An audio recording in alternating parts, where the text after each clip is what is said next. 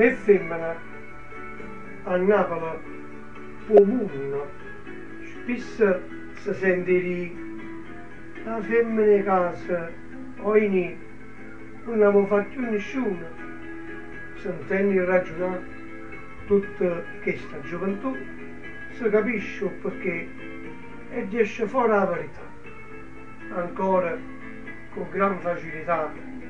Pollocinella dice voglio che si è alzato il muro all'amore e alla dignità.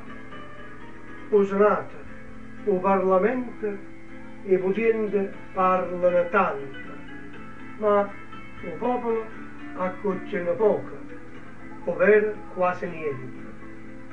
E la famiglia di un funno e non ci sta futuro per il mondo. Se può sempre solo giudicare senza sapere come sta. Nessuno dà una mano a chi si consola. La colpa non è da femmina, la fatica, ovvero non ci sta.